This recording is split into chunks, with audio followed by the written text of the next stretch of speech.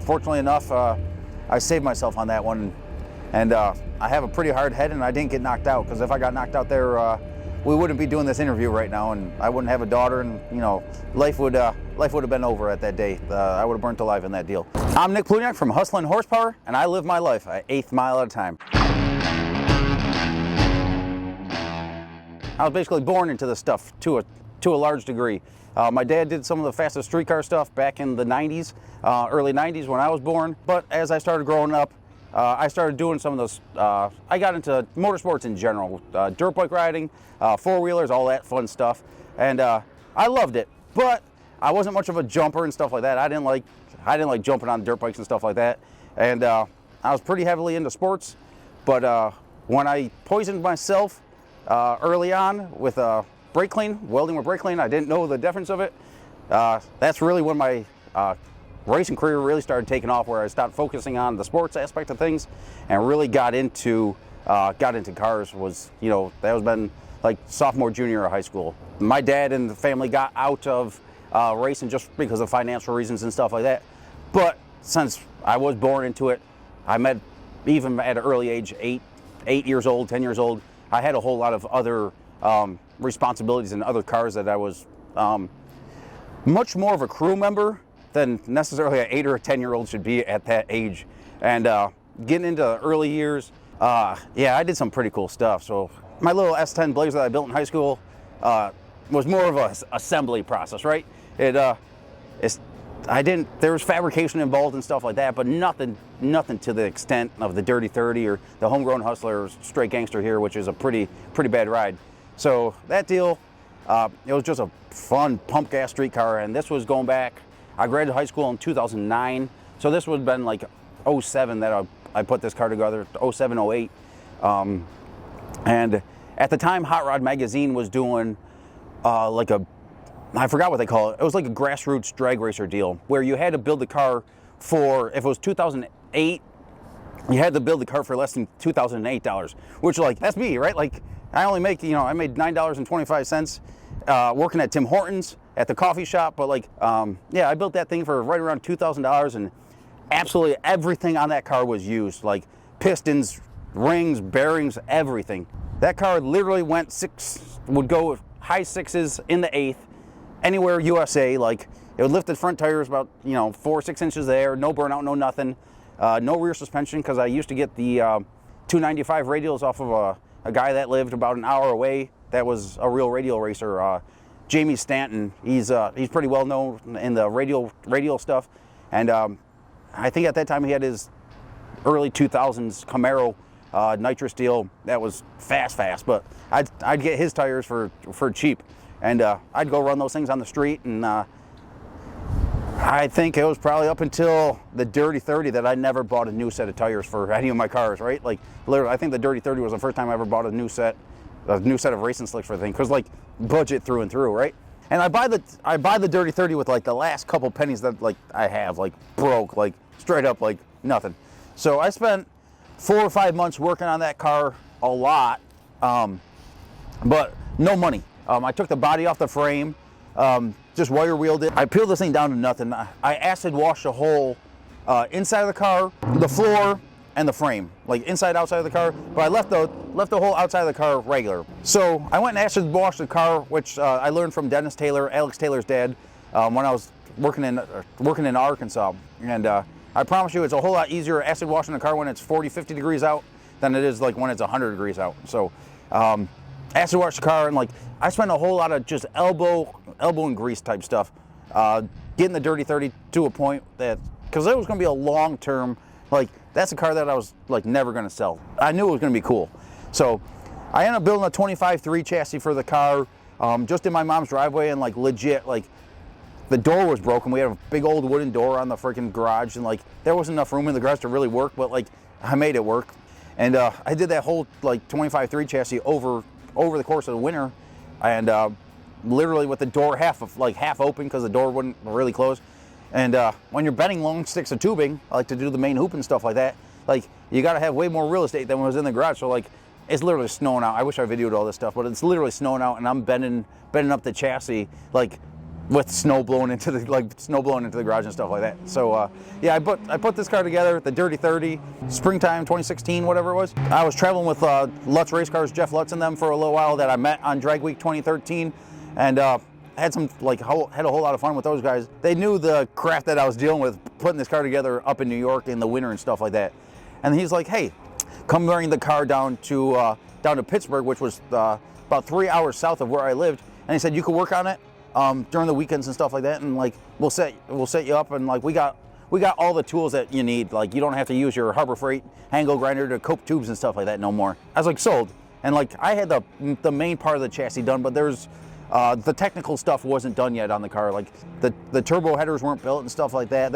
And like the little stuff wasn't done on the car yet. I had the whole rear suspension done, the main structure of the 25.3 cage done, the funny car cage done.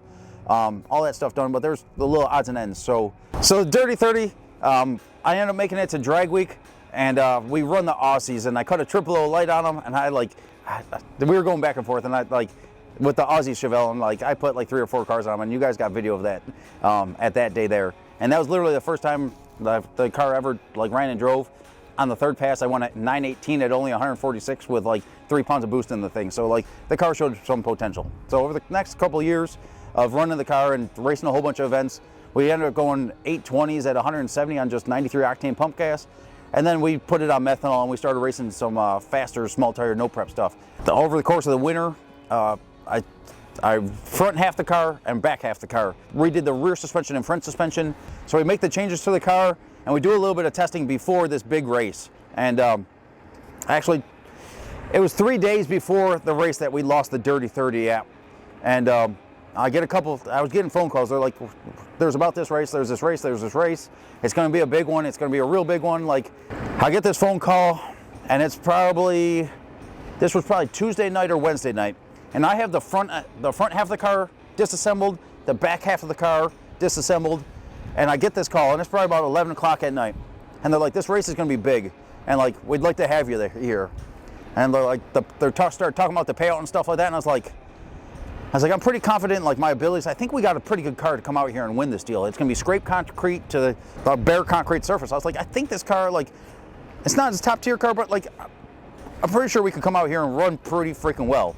So I get off the phone. I basically worked like probably 24 hours straight, 30 hours straight, and got the car running, driving, all put back together. We ended up driving down to Ohio and did a couple test hits with Street Racing Channel, and on the second or third test hit on the car, bare asphalt on a 28-inch tall tire, we went a 131 60 foot. And bare asphalt, that's not too shabby for like a no prep asphalt street. So we head out to the no prep race. It was the track's first no prep event. It just got resurfaced, and they just got down grinding the track. So it was 100% virgin concrete. So it was a last minute switch in surfaces, but it didn't make a whole lot of difference to us. I felt like we had a pretty good car. Since it was COVID, all the trucks and trailers were all spread out, like scattered apart, and you're only allowed to have a driver and 2 crew members showing up at the race. There was no real publicity or no real spectators there or nothing like that. It was just racers and crew. And 1320 was there, and a couple other media companies. There was a couple wrecks early on. We're getting up there to make our pass, and I looked at the surface. I was pretty confident that we could put a car down the surface pretty safely. Now, I didn't see the surface past 330 feet, but it was all the same from about 40, 50 feet, 60 feet out. We only have 5 hits on this car since making the changes, but I'm pretty confident with what we got to roll with here. So unfortunately, there was a couple of accidents before us, and there was a delay. I unbelted out of the car and actually went to the bathroom to use the restroom. And then when I came back, I just jumped in the car, grabbed my helmet, grabbed my neck collar, strapped on, and I'm looking for my gloves, and I can't find them. And meanwhile, I'm in 15-layer SFI pants, and I'm sitting on my gloves, but unbeknownst to me at the time, I didn't have a clue. So I made the pass without my gloves on. We go to make this pass. I have a boost curve that literally opens up the wastegates at 1.8 seconds and a 15-degree timing retard that's starting at 1.5 seconds. So I figured we were going to go somewhere like a 135, 60 foot out there, and but the car should leave with the front tires foot and a half in the air. drive out real nice. I let go of the trans brake and then it's like, yeehaw, everything's nice and smooth. And this thing just sets down. I put it into high gear, fairly early, short shift the thing just so it comes down nice and soft. And it's going straight, and I'm hearing whap, whap, and I caught a glimpse of something. For all I know, in all honesty, it could have been a bird. I see a little glimpse of something. So I lift off the throttle, I just put a little bit of steering input into it, and get out of the throttle, and I feel the car just start, like, the ass end start moving out on me, and I was like, what the hell? Like, what the hell is this? And it's got too much momentum, so I'm like, what? And it's like, the tire should reset it. If the car's sliding this way and you whack the tire, that right rear tire should lock in, and it should bring the car, it should toss the inertia back. I'm bracing myself for impact, not physically, but like mentally. Like, I know something's coming down the pipeline. I don't exactly know what it's gonna be, but I know it's probably not gonna be, it's not gonna be a walk in the park. And the first impact happens and it's like, crap, like I'm going over. And I was just praying I didn't get knocked out. And like when I built the funny car cage tight to my head and stuff like that, so that, you know, in case of a bad accident like that, you don't have your head smashing around, and really, like, the farther your head moves or farther your body parts move before they get to hit something solid, like, it's more than likely to knock you out. Oh my God, no! Fire! Oh, look. Go, Buster, go! Come on! Fire! Get him! Fortunately enough, I saved myself on that one, and I have a pretty hard head, and I didn't get knocked out, because if I got knocked out there, we wouldn't be doing this interview right now, and I wouldn't have a daughter, and, you know, life would have been over at that day. I would have burnt alive in that deal. As soon as I crawl out, I land, and I try to, like, run off. I couldn't catch myself, right? And, like, I fall straight on my face, but, like, my hands are fried. I don't have gloves on, and, like, they're cooked. Like, that fire only lasted a very short period of time, but I know my hands are cooked. So, like, instinctively, I guess you could say, I didn't want to catch myself on my hands. I tried to catch myself kind of like on my forearms versus my hands, and then I try to run off, and between the dust of the surface dust on the track and the fluids and stuff like that, I busted myself. And I think it was Matt. Matt came running up to me, and he's like, "Are you okay? Or are you okay?" And I said, my hands are burnt. Like, and I looked at him, I was like, they're fucking burnt. Like they're burnt. I said, does anyone have water?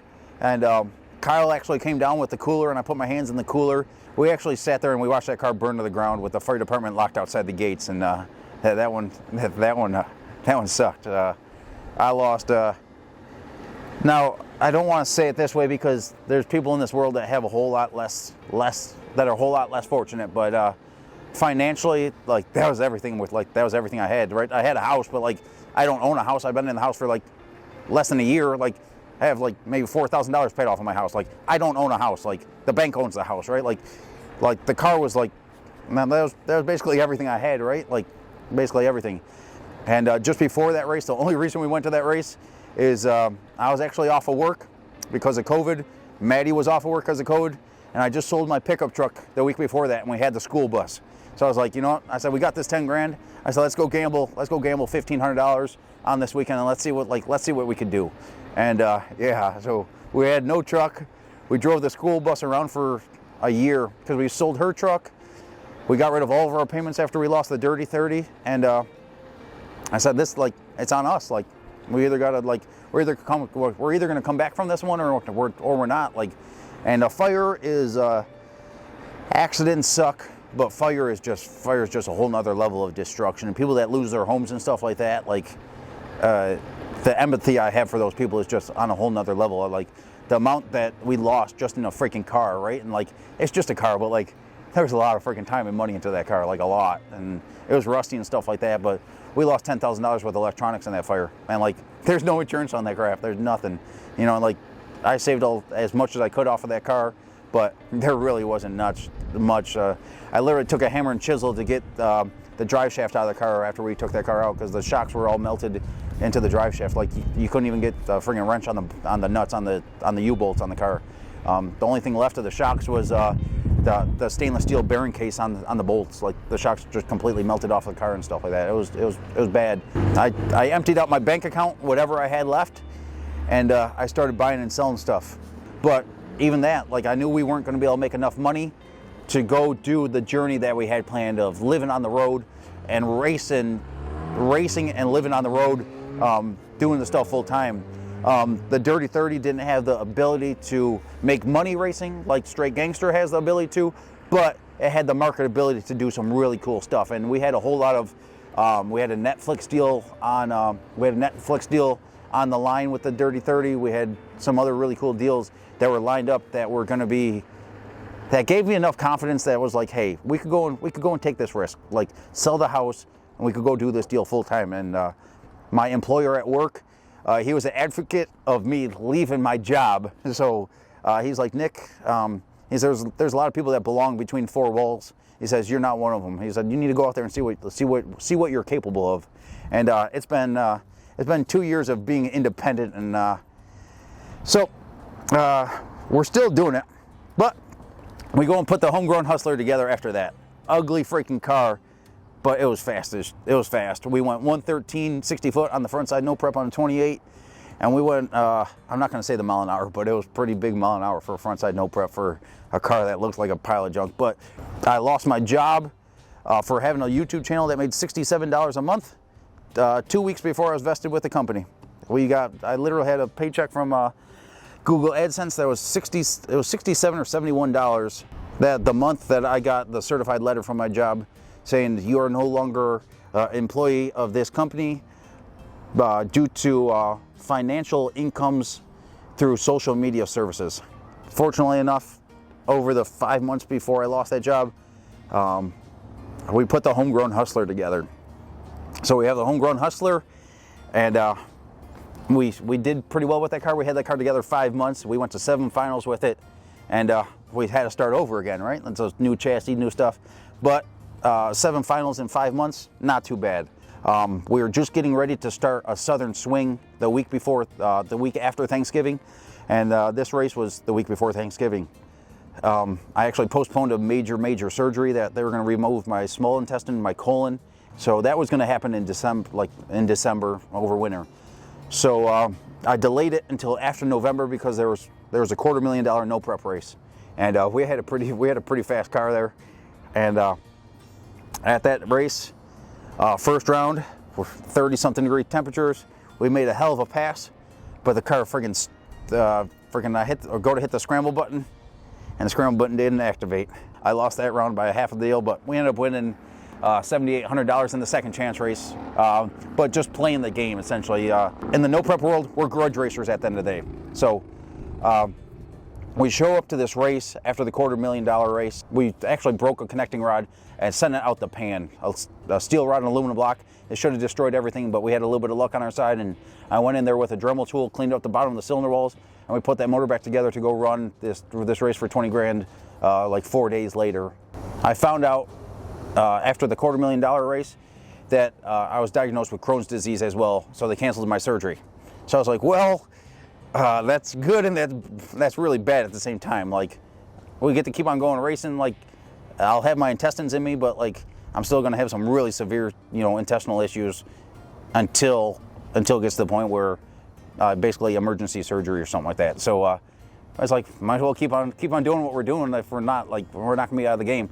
So we show up to this race, and first round, lose the crank trigger. I was like, are you freaking kidding me? They ended up having a cash days race after we lost first round. And I didn't want to go there because a backside race and a street race are two totally different chassis setups when you start getting good and proficient with the stuff. And I knew that there was going to be some cars there that aren't necessarily at the level that I expect us to be at, right? So we go and race this guy, and I put a tune-up in the car that was not fast. I don't care if we win this race. I don't care if it costs me $200 to enter this race, just to make a pass on the street that has security. I put a tune-up in it, and that tune-up right there, it'll go 152, it'll go 365, and it'll go a 570 at 140. If I get on the scramble button at the 330, it'll go a 555 at 145, 150. It just did that we ran that tune-up like all the time, and we ran on way worse surfaces than we aren't. So I pull up to the Burnout, everything's looking good, turn my headlights on, and the road is black. I was like, we're not on, like, this isn't a virgin road, like, this is a decent road. I was like, whatever, like, if I want to get on the scramble button, like, a 570 is still not slow. It's still a whole lot faster than a lot of cars, and it's probably going to be faster than the guy we're racing, just leaving our, you know, our 150 60-foot tune-up in 365, 370 to the 330. Had rubber for about 15, 20 feet. I was like, someone could 60-foot here pretty good, but you can't shut off a car. It's a mechanical object, right? You can't shut that car off at 40 feet when the rubber disappears. And he out 60-footed me by a whole lot. Not really, but like the first 20 feet of his pass was pretty good. Like, but it's not smooth. And he ran into some issues, and straight Gangster was just bobbling. We had the data logs and stuff like that, just bobbling the front tire, and he came in and boom, smashed me. And I was like, oh my freaking God. I said, we just lost another freaking car. Like, I'm in the car, and it's like, we just got hit. And that was the third time we got hit in the Homegrown Hustler. We had that car together 7 months, and we got hit 3 times in that car. And I was like, this, like, what the hell? Like, this just ain't right. But I knew this one was going to be a bad one. I ended up in the ditch. It rolls sideways twice, and then goes end over end. And when you're in a car and it gets quiet, like that's not a good feeling. That's not a good feeling at all. And I land, and I get out of the car. Like, it was still running because it's a fuel injected motor.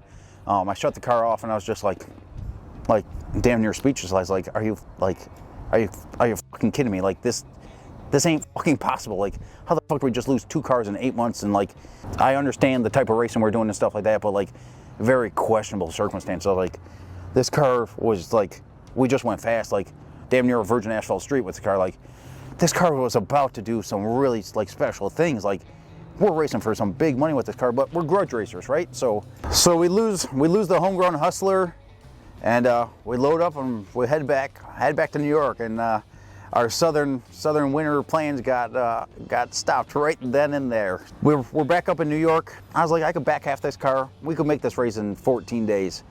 So I back half the car, and I had it just about ready with another body on it to go to another race 2 weeks later, because from here forward was good, from here backward was junk. We're back home that following weekend. I get a couple messages on the Hustling Horsepower Facebook page, and like, did you know the guy that hit you just took out 2 more cars this weekend? I was like, oh my God. I was like, that doesn't make it any better, but the only thing that makes that not that better, but the only thing that's better in a screwed up sense of losing something a second time is, you know, you've been there before, right? You know, you're able to pull yourself out of a hole, right? Like, of course we have, you know, people that support us and stuff like that, but when it comes down to it, it's Maddie and me, right? And then like, it's we don't have a normal job. I can't go work overtime, right? Like, all that stuff's gone now. So it's like, we got to figure out a way to come out of this hole. We take a little bit of time off. A couple parts didn't show up, so I said, Maddie, this stuff cost us so much freaking money. We have to work so freaking hard to show up to a race. We have to have a really good car if it makes sense to come out here and do this stuff. I said, we can't afford to go to a race to have fun. We don't have the Facebook following. We don't have the YouTube following to even cover our expenses to go to a race. Like, if we're going to go to a race, we got to be able to compete. I said, the 4-door car is not going to be that. So we got a couple options here. We could put the 4-door car together and have some fun with it. We have your Chevy 2, your 4-door Chevy 2 that we'd like to put together, but that's a fun car. Like, it's not a money car. Like, we have to go back and get normal jobs. She's like, we know how fast the Dirty 30 was after we put it together. We know how fast the Homegrown Hustler was. She has confidence, and I have confidence that, like, we have all the ability to be competitive and like do this stuff like for real. And she's like, let's go build another car. So she was like 2-3 months pregnant at the time. I said, do you want to go build another car? She's like, yeah. I said, give me 2 months, I'll knock out another car. So 2 months and 2 days later, I built Straight Gangster. Our friends at Flying Hammer gave us a place to use their shop, and I went and bought a 4-post lift, sold a bunch of whatever we had left, basically, besides the truck and trailer. Like, we sold basically whatever frivolous things we had left. I had some leftover tubing and stuff like that because I knew when I lost my job, running the Homegrown Hustler, I had to have enough like material and stuff like that to build the majority of another car. Like if we get hit or something like that, I gotta be able to back half this car or front half this car. So we had enough leftover tubing and stuff like that, and people are gonna think I'm crazy, but I put straight Gangster together for $5,000 with the leftover parts, and literally I worked literally 22 hours a day for 2 months, 2 months and 2 days. But this car's pretty freaking bad here, and it's been pretty fast. We've been to 4 finals in the 14 events we've had it together, and we're really looking forward to 2023 with this car. It's a ground up build, all chrome moly chassis. Still has a drop axle under the front of it. The same Ford 9-inch that was in the Dirty 30 that I bent around with friggin' a torch and a friggin' a cherry picker to put in the Homegrown Hustler, and it still has half the 2 inches of the right rear 4-link bracket is missing on this car. So like I can't get the bar angles exactly where I want them, but they're pretty freaking close because when we lost the Homegrown Hustler, the cops were coming. So a Suburban dragged the friggin' Homegrown Hustler down the street about an 1/8 mile to ditch it in the woods because the cops were coming. So we had to hide the car, and when the guy hit us, there was no wheel left on the car. It just freaking broke the center right out of the wheel. So the Suburban dragged that car about an 1/8 mile, like just down the street on freaking just on the axle housing, and I was like, whatever. But yeah, it is what it is. But like I said, when you're put in those positions, you can't be completely crazy, but at the same time, you have to have enough mental fortitude or whatever the word is to be able to fight through these battles, right? And we haven't had a car together for more than 6 months in freaking 3 years now. We haven't had a car together for more than 6 months, and it's really hard to compete at the level that we compete at, where we're racing for, a lot of times we're racing for at least $5,000 every week, but generally speaking, we're racing at least one or 2 races a month that are at least $25,000 a month, and you don't have to win a whole lot of those to be able to live this lifestyle for a fun while, right? And at a normal job, you get 2 weeks off, right? You get 2 weeks to yourself. So that means in 5 years, you get 10 weeks, right? You get 10 weeks off. And I promise you, in the 2 years that we haven't had normal jobs, we've worked way harder than we ever had even when I was working, 3-4 overtimes every freaking week. But at the same time, we've got to experience a whole lot more than the average person. So even if in 6 months from now we have to go get normal jobs again, the last 2 years, even though they've been freaking hell, we've made a lot of good memories doing it too. So the good comes with the bad, and fortunately Maddie's been able to ride around with this deal, and now we got a little kid.